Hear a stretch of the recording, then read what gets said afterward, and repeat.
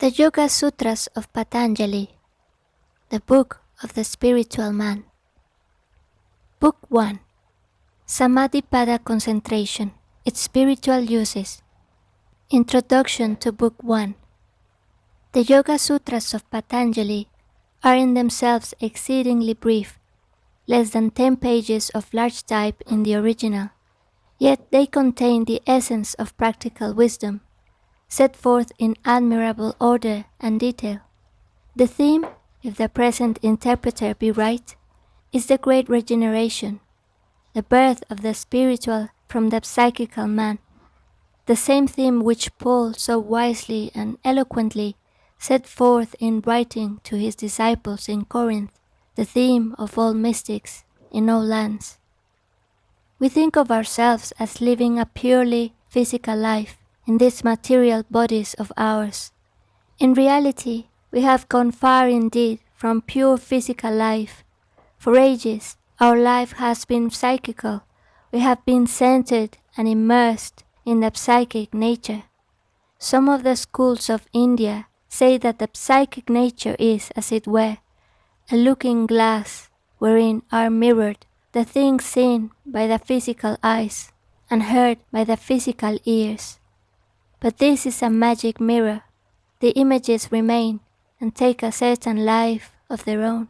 Thus within the psychic realm of our life there grows up an imaged world wherein we dwell, a world of the images of things seen and heard, and therefore a world of memories, a world also of hopes and desires, of fears and regrets.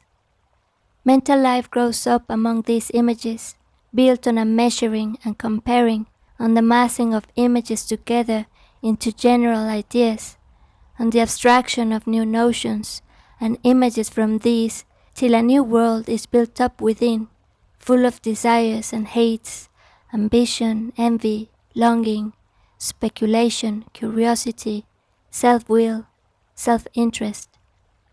The teaching of the East is that all these are true powers overlaid by false desires, that though in manifestation psychical, they are in essence spiritual, that the psychical man is the veil and prophecy of the spiritual man. The purpose of life, therefore, is the realizing of that prophecy, the unveiling of the immortal man, the birth of the spiritual from the psychical, whereby we enter our divine inheritance and come to inhabit eternity. This is indeed salvation, the purpose of all true religion in all times. Patanjali has in mind the spiritual man, to be born from the psychical. His purpose is to set in order the practical means from the unveiling and regeneration, and to indicate the fruit, the glory and the power of that new birth. Through the sutras of the first book, Patanjali is concerned with the first great problem, the emergence of the spiritual man from the veils and meshes of the psychic nature, the moods and vestures of the mental and emotional man. Later will come the consideration of the nature and powers of the spiritual man. Once he stands clear of the psychic veils and trammels, and a view of the realms in which these new spiritual powers are to be revealed. At this point may come a word of explanation. I have been asked why I use the word sutras for these rules of Patanjali's system, when the word aphorism has been connected with them in our minds for a generation. The reason is this. The name aphorism suggests, to me at least, a pithy sentence of very general application, a piece of proverbial wisdom that may be quoted in a good many sets of circumstance, and which will almost bear on its face the evidence of its truth. But with a sutra the case is different. It comes from the same root as the word su, and it means indeed a thread, suggesting therefore a close-knit, consecutive chain or argument. Not only has each sutra a defined place in the system, But further, taken out of this place, it will be almost meaningless and will by no means be self-evident. So I have thought best to adhere to the original word. The Sutras of Patanjali are as closely knit together, as dependent on each other, as the propositions of Euclid, and can no more be taken out of their proper setting. In the second part of the first book, the problem of the emergence of the spiritual man is further dealt with. We are led to the consideration of the barriers of his emergence, of the overcoming of the barriers, and of certain steps and stages in the ascent from the ordinary consciousness of practical life to the finer, deeper, radiant consciousness of the spiritual man. 1. Now concentration is explained. Here follows instruction in union. Union, here as always in the scriptures of India, means union of the individual soul with the oversoul, of the personal consciousness with the divine consciousness, whereby the mortal becomes immortal and enters the eternal. Therefore salvation is first freedom from sin and the sorrow which comes from sin, and then a divine and eternal well-being, wherein the soul partakes of the being, the wisdom and glory of God. 2. Yoga is restraining the mind stuff, chitta, from taking various forms, vrittis. Union, spiritual consciousness, is gained through control of the versatile psychic nature. The goal is the full consciousness of the spiritual man, illumined by the divine light. Nothing except the obdurate resistance of the psychic nature keeps us back from the goal. The psychical powers are spiritual powers run wild, perverted, drawn from their proper channel. Therefore, our first task is to regain control of this perverted nature, to chasten, purify, and restore the misplaced powers. 3. At that time, the time of concentration, the seer, the purasa, rests in his own unmodified state. As soon as the waves have stopped and the lake has become quiet, we see the ground below the lake. So with the mind. When it is calm, we see what our own nature is. We do not mix ourselves but remain our own selves. Then the seer comes to consciousness in his proper nature. Egotism is but the perversion of spiritual being. Ambition is the inversion of spiritual power. Passion is the distortion of love. The mortal is the limitation of the immortal. When these false images give place to true, then the spiritual man stands forth luminous as the sun when the clouds disperse. 4. At other times, other than that of concentration, the seer is identified with the modifications. For instance, I am in a state of sorrow, or someone blames me. This is a modification, vritti, and I identify myself with it, and the result is misery. Heretofore the seer has been enmeshed in the activities of the psychic nature. The power and life which are the heritage of the spiritual man have been caught and enmeshed in psychical activities. Instead of pure being in the divine, there has been fretful, combative egotism, its hand against every man. Instead of the light of pure vision, there have been restless senses, have been and imaginings. Instead of spiritual joy, the undivided joy of pure being, there has been self-indulgence of body and mind. These are all real forces, but distorted from their true nature and goal. They must be extricated, like gems from the matrix, like the pith from the reed, steadily, without destructive violence.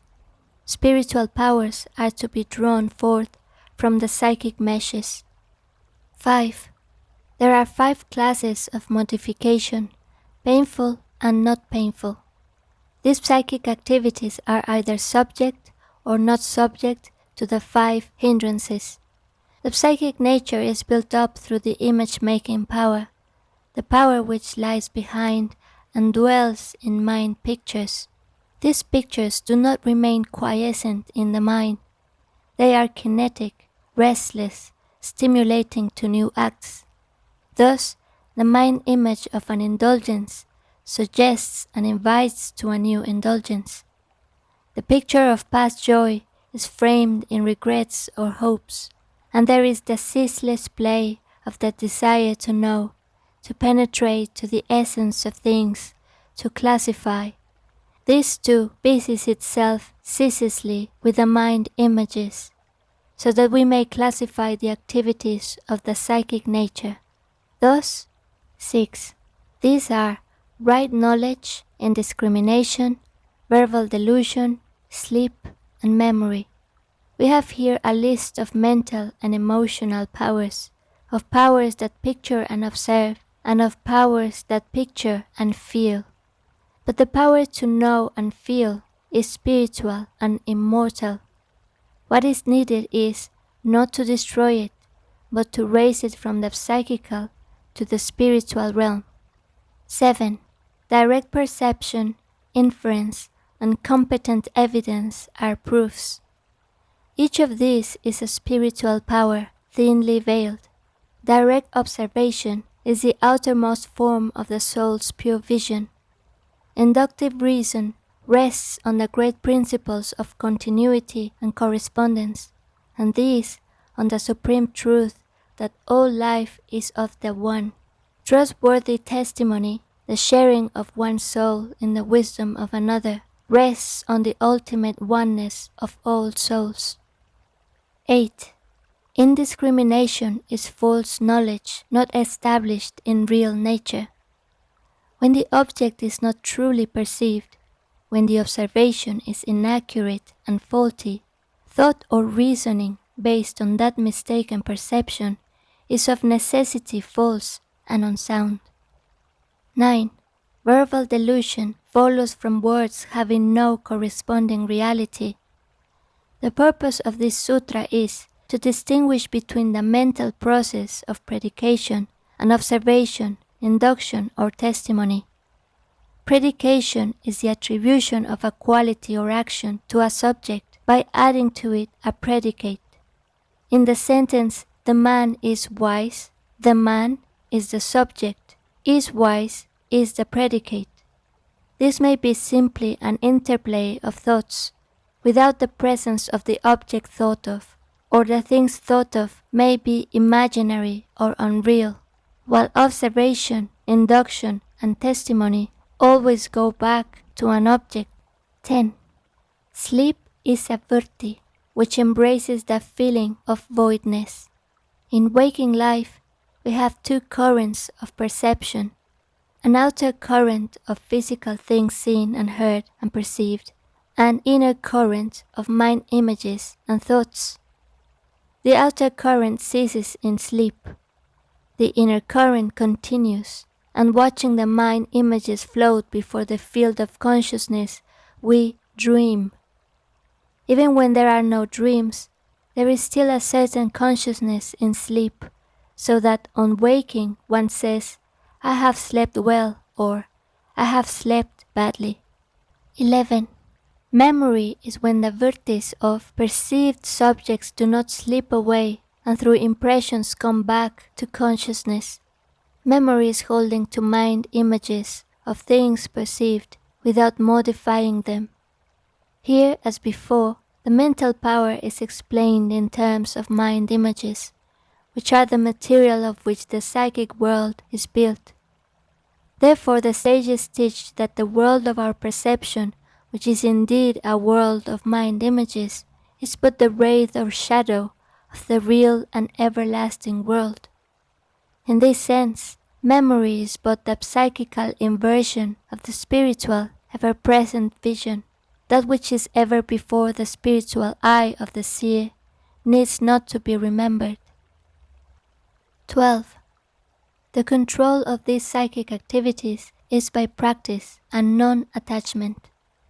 The control of these psychic activities comes through the right use of the will. and through ceasing from self-indulgence.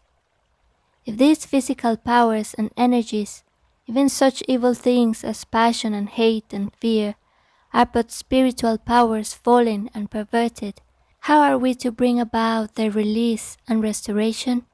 Two means are presented to us: the awakening of the spiritual will and the purification of mind and thought. 13. Continuous struggle to keep them, the virtis, perfectly restrained is practice. The right use of the will is the steady effort to stand in spiritual being. We have thought of ourselves, perhaps, as creatures moving upon this earth, rather helpless, at the mercy of storm and hunger and our enemies. We ought to think of ourselves as immortals, dwelling in the light, encompassed and sustained by spiritual powers. The steady effort to hold this thought will awaken dormant and unrealized powers, which will unveil to us the nearness of the eternal. 14. Its ground becomes firm by long, constant efforts with great love for the end to be attained. Restraint does not come in one day, but by long, continued practice. This becomes a firm resting place when followed long, persistently, with earnestness. We must seek spiritual life in conformity with the laws of spiritual life, with earnestness, humility, gentle charity, which is an acknowledgement of the one soul within us all.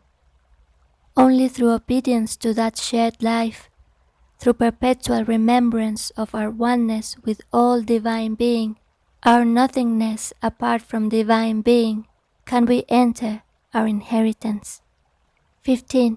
That effort which comes to those who have given up their thirst after objects either seen or heard, and which wills to control the objects, is non-attachment.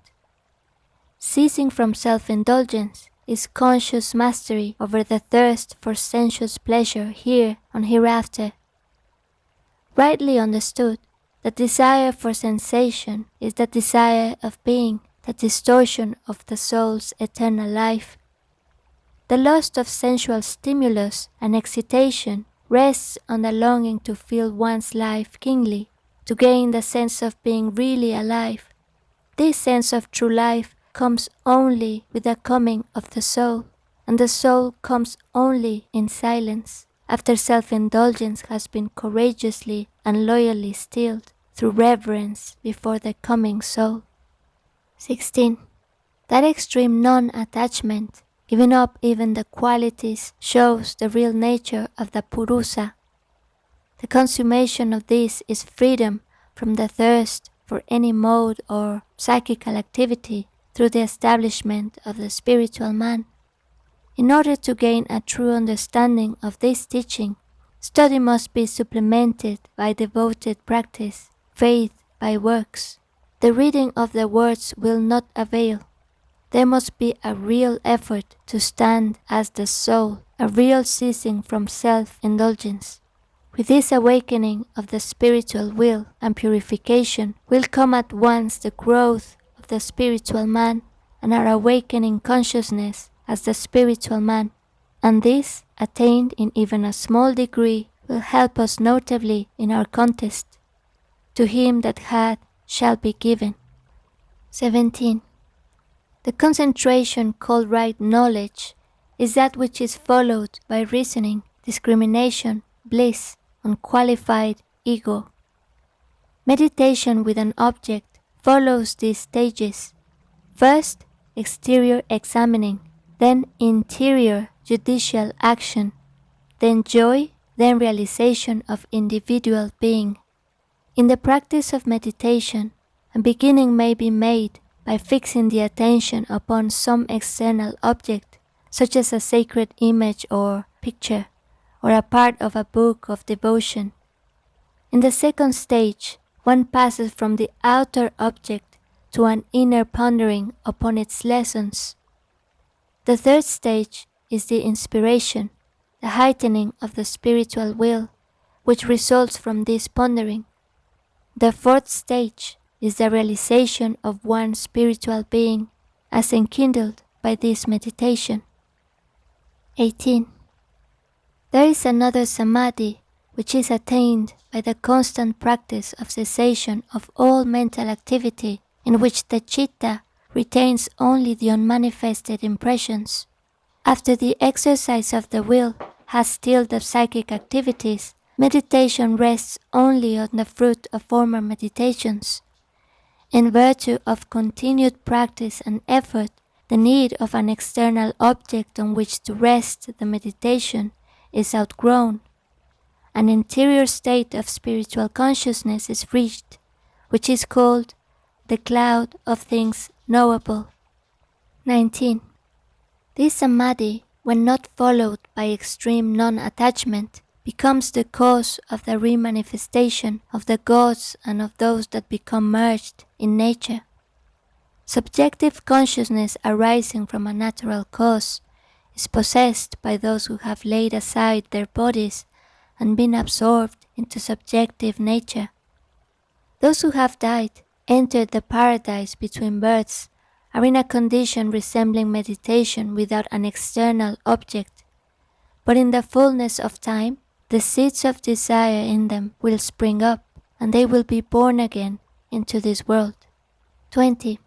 To others, this samadhi comes through faith, energy, memory, concentration, and discrimination of the real.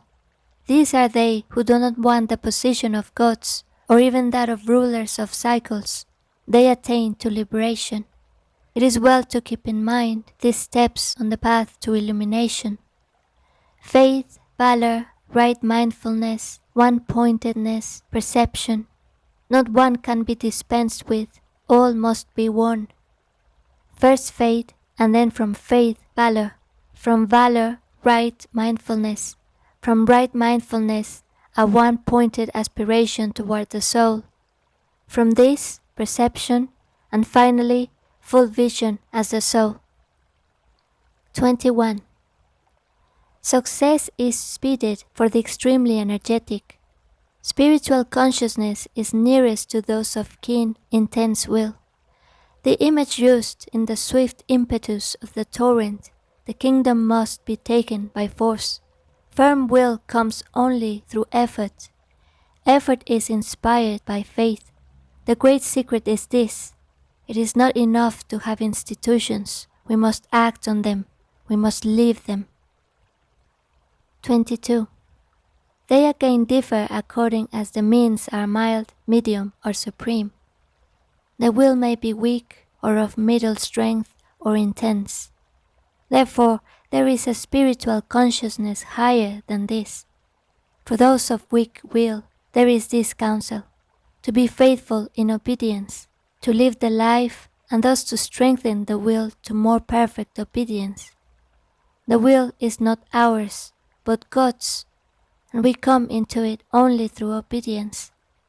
As we enter into the Spirit of God, we are permitted to share the power of God. Higher than the 3 stages of the way is the goal, the end of the way. 23. Or by devotion to Isvara, spiritual consciousness may be gained by ardent service of the Master. If we think of our lives as tasks laid on us by the Master of Life, if we look on all duties as part of the Master's work entrusted to us and forming our life work, then if we obey promptly, loyally, sincerely, we shall enter by degrees into the Master's life and share the Master's power. Thus we shall be initiated into the spiritual will. 24. Isvara, the Supreme Ruler, is a special Purusa, untouched by misery, the results of actions or desires. The Master is the spiritual man, who is free from hindrances, bondage to works, and the fruition and seeds of works. The soul of the Master, the Lord, is of the same nature as the soul in us, but we still bear the burden of many evils. We are in bondage through our former works. We are under the dominance of sorrow. The soul of the Master is free from sin and servitude and sorrow. 25. In him becomes infinite that all-knowingness, which in others is only a germ. In the Master is the perfect seed of omniscience. The soul of the Master is in essence one with the Oversoul, and therefore partaker of the Oversoul's all wisdom and all power. All spiritual attainment rests on this, and is possible because the soul and the Oversoul are one. 26. He is the teacher of even the ancient teachers, being not limited by time. He is the teacher of all who have gone before, since he is not limited by time. From the beginning, the Oversoul has been the teacher of all souls, which, by their entrance into the Oversoul, by realizing their oneness with the Oversoul, have inherited the kingdom of light. For the Oversoul is before time, and time, father of all else, is one of his children. 27. His manifesting word is Om. Om, the symbol of the three in one, the three worlds in the soul, the three times, past, present, future, in eternity, the three divine powers, creation, preservation, transformation, in the one being, the three essences, immortality, omniscience, joy, in the one Spirit. This is the word, the symbol of the Master and Lord, the perfected spiritual man. 28. The repetition of this Om and meditating on its meaning is the way. Let there be soundless repetition of Om and meditation thereon. This has many meanings in ascending degrees. There is first the potency of the word itself, as of all words. Then there is the manifold significance of the symbol, as suggested above. Lastly, there is the spiritual realization of the high essences thus symbolized. Thus we rise step by step to the eternal. 29. From that is gained the knowledge of introspection and the destruction of obstacles. Thence comes the awakening of interior consciousness and the removal of barriers. Here again faith must be supplemented by works. The life must be led as well as studied before the full meaning can be understood.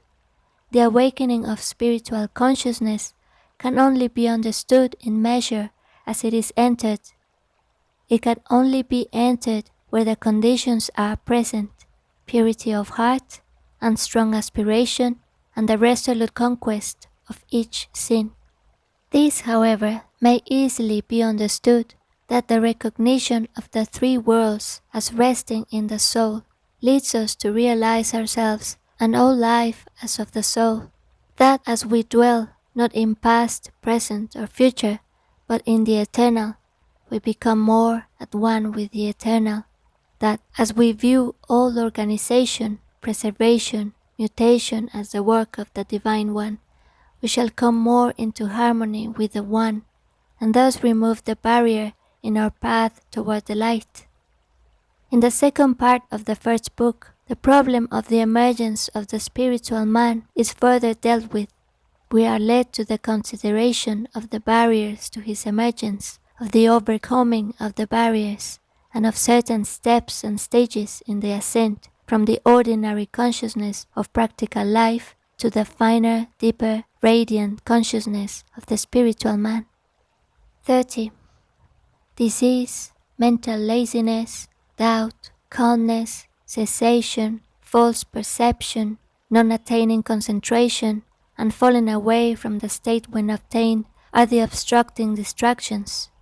The barriers to interior consciousness which drive the psychic nature this way and that are these: sickness, inertia, doubt, light-mindedness, laziness, intemperance, false notions, inability to reach a stage of meditation or to hold it when reached. We must remember that we are considering the spiritual man as enwrapped and enmeshed by the psychic nature, the emotional and mental powers, and as unable to come to clear consciousness, unable to stand and see clearly because of the psychic veils of the personality. 9 of these are enumerated, and they go pretty thoroughly into the brute toughness of the psychic nature. Sickness is included rather for its effect on the emotions and the mind, since bodily infirmity, such as blindness or deafness, is not an insuperable barrier to spiritual life, and may sometimes be a help as cutting off distractions. It will be well for us to ponder over each of these 9 activities, thinking of each as a psychic state, a barrier of the interior consciousness of the spiritual man. 31. Grief, mental distress, tremor of the body, and irregular breathing accompany non-retention of concentration. The first 2 moods are easily understood. We can see how a sudden psychic condition, flagrantly opposed to the pure and positive joy of spiritual life, would be a barrier. The next, bodily restlessness, is in a special way the fault of our day and generation. When it is conquered, mental restlessness will be half conquered too. The next 2 terms, concerning the life breath, offer some difficulty. The surface meaning is harsh and irregular breathing. The deeper meaning is a life of harsh and irregular impulses. 32. To remedy this practice of one subject should be made. Steady application to a principle is the way to put a stop to this. The will, which in its pristine state was full of vigor, has been steadily corrupted by self-indulgence, the seeking of moods and sensations for sensation's sake. Hence come all the morbid and sickly moods of the mind. The remedy is a return to the pristine state of the will by vigorous positive effort, or, as we are here told, by steady application to a principle.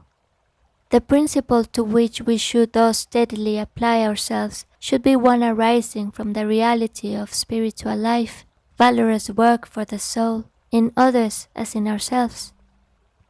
33.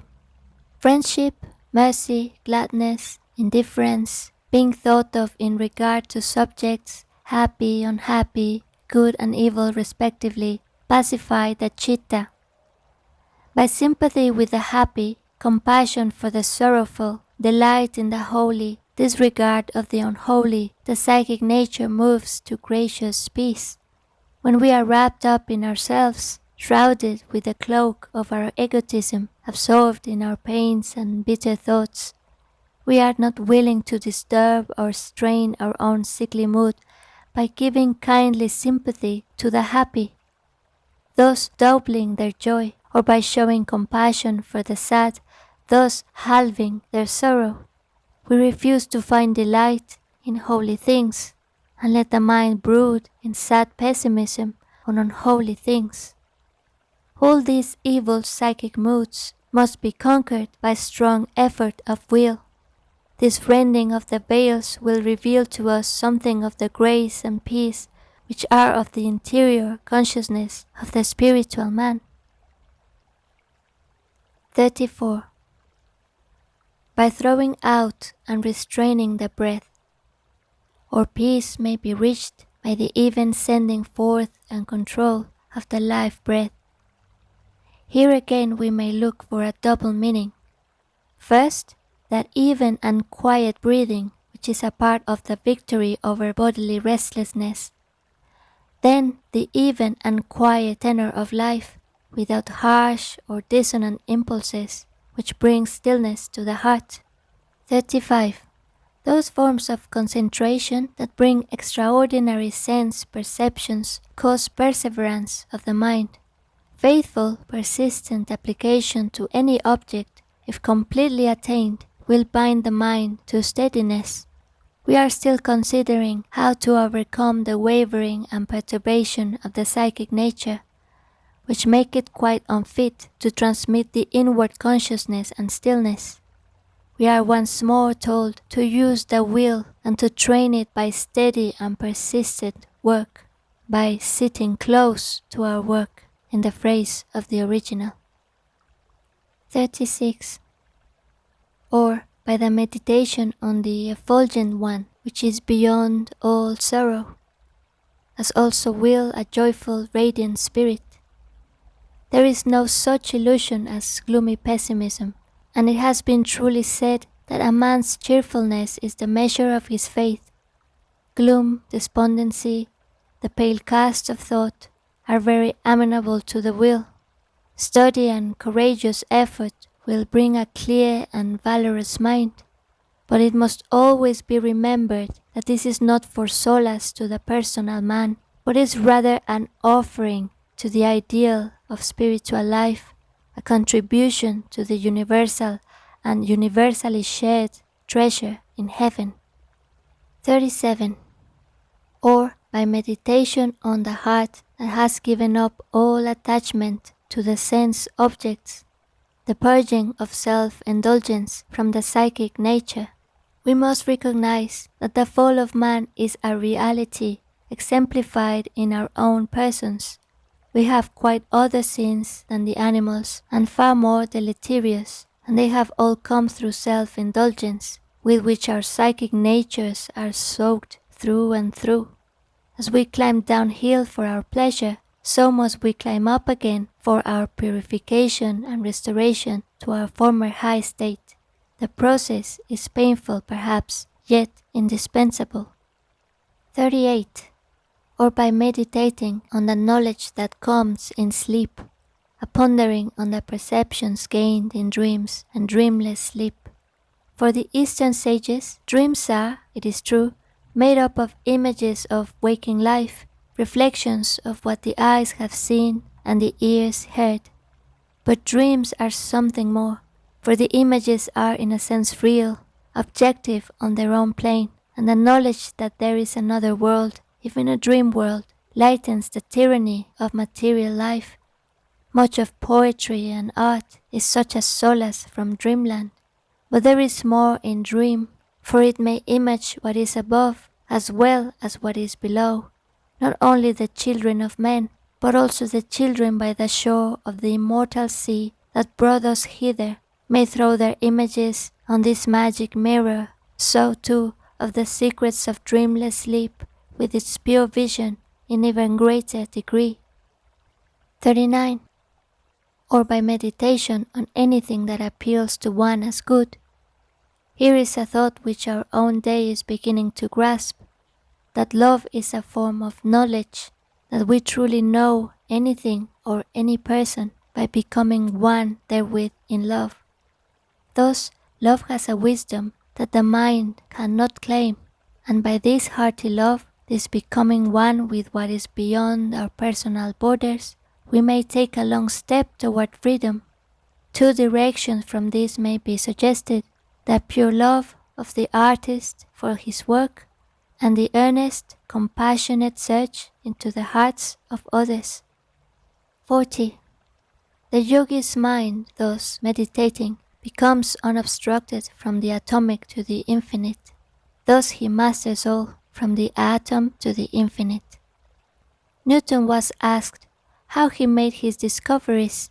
By intending my mind on them, he replied, this steady pressure, this becoming one with what we seek to understand, whether it be atom or soul, is the one means to know.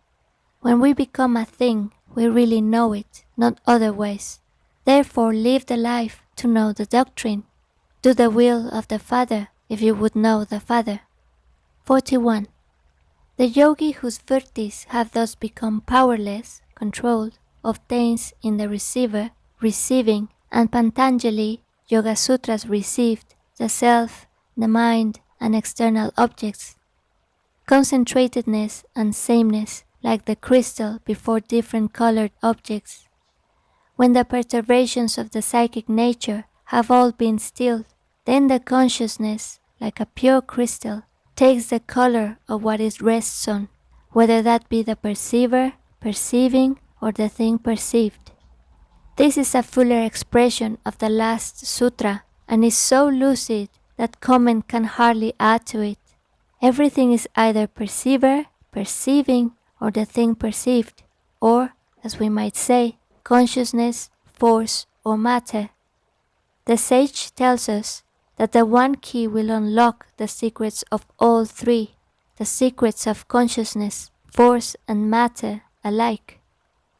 The thought is that the cordial sympathy of a gentle heart, intuitively understanding the hearts of others, is really a manifestation of the same power as that penetrating perception whereby one divines the secrets of planetary motions or atomic structure. 42. Sound, meaning, and resulting knowledge being mixed up is called samadhi with reasoning. When the consciousness, poised in perceiving, blends together the name, the object dwelt on, and the idea, this is perception with exterior consideration. In the first stage of the consideration of an external object, the perceiving mind comes to it, preoccupied by the name and idea conventionally associated with that object. For example, in coming to the study of a book, we think of the author, his period, the school to which he belongs. The second stage, set forth in the next sutra, goes directly to the spiritual meaning of the book, setting its traditional trappings aside and finding its application to our own experience and problems. The commentator takes a very simple illustration. A cow, where one considers, in the first stage, the name of the cow, the animal itself, and the idea of a cow in the mind. In the second stage, one pushes these trappings aside and, entering into the inmost being of the cow, shares its consciousness, as do some of the artists who paint cows. They get at the very life of what they study and paint. 43. The samadhi called without reasoning comes when the memory is purified or devoid of qualities, expressing only the meaning of the meditated object. When the object dwells in the mind, clear of memory pictures, uncolored by the mind, as a pure luminous idea, this is perception without exterior or consideration. We are still considering external, visible objects. Such perception as is here described is of the nature of that penetrating vision whereby Newton, intending his mind on things, made his discoveries, or that whereby a really great portrait painter pierces to the soul of him whom he paints, and makes that soul live on canvas. These stages of perception are described in this way, to let the mind up to an understanding of the piercing soul vision of the spiritual man, the immortal. 44. By this process, the concentrations with discrimination and without discrimination, whose objects are finer, are also explained. The same two steps, when referring to things of finer substance, are said to be with or without judicial action of the mind. We now come to mental or psychical objects, to images in the mind. It is precisely by comparing, arranging and superposing these mind images that we get our general notions or concepts. This process of analysis and synthesis, whereby we select certain qualities in a group of mind images and then range together those of like quality, is the judicial action of the mind spoken of. But when we exercise swift divination upon the mind images, as does a poet or a man of genius, then we use a power higher than the judicial, and one nearer to the keen vision of the spiritual man. 45. The finer objects end with a pradhana. Subtle substance rises in ascending degrees to that pure nature which has no distinguishing mark. As we ascend from outer material, things which are permeated by separateness and whose chief characteristic is to be separate, just as so many pebbles are separate from each other, as we ascend first to mind images which overlap and coalesce in both space and time, and then to ideas and principles, we finally come to purer essences, drawing ever nearer and nearer to unity. Or we may illustrate this principle thus. Our bodily external selves are quite distinct and separate. In form, name, place, substance, our mental selves of finer substance meet and part again in perpetual concussion and interchange. Our spiritual selves attain true consciousness through unity, where the partition wall between us and the highest, between us and others, is broken down, and we are all made perfect in the One. The highest riches are possessed by all pure souls only when united. Thus we rise from separation to true individuality in unity. 46. These concentrations are with seed. The above are the degrees of limited and conditioned spiritual consciousness, still containing the seed of separateness. In the 4 stages of perception above described, the spiritual vision is still working through the mental and psychical. The inner genius is still expressed through the outer personal man. The spiritual man has yet to come completely to consciousness as himself. In his own realm, the psychical veils laid aside. 47. The concentration without reasoning being purified, the citta becomes firmly fixed. When pure perception without judicial action of the mind is reached, there follows the gracious peace of the inner self. We have instanced certain types of this pure perception, the poet's divination, whereby he sees the spirit within the symbol, likeness in things unlike, and beauty in all things. The pure insight of the true philosopher, whose vision rests not on the appearances of life, but on its realities, or the saint's firm perception of spiritual life and being. All these are far advanced on the way. They have drawn near to the secret dwelling of peace. 48. The knowledge in that is called filled with truth. The next aphorism will explain this. In that peace, perception is unfailingly true. The poet, the wise philosopher, and the saint not only reach a wide and luminous consciousness, but they gain certain knowledge of substantial reality. When we know that we know, for we have come to the stage where we know things by being them, and nothing can be more true than being. We rest on the rock and know it to be rock, rooted in the very heart of the world. 49. The knowledge that is gained from testimony and inference is about common objects. That from samadhi just mentioned is of a much higher order, being able to penetrate where inference and testimony cannot go. The object of this perception is other than what is learned from the sacred books or by sound inference, since this perception is particular. The distinction is a luminous and inspiring one. The scriptures teach general truths concerning universal spiritual life and broad laws, and inference from their teaching is not less general. But the spiritual perception of the awakened seer brings particular truth concerning his own particular life and needs, whether this be for himself or others. He receives defined, precise knowledge, exactly applying to what he has at heart. 50. The resulting impression from this samadhi obstructs all other impressions. The impress on the consciousness springing from this perception supersedes all previous impressions. Each state or field of the mind, each field of knowledge, so to speak, which is reached by mental and emotional energies, is a psychical state, just as the mind picture of a stage with the actors on it is a psychical state or field.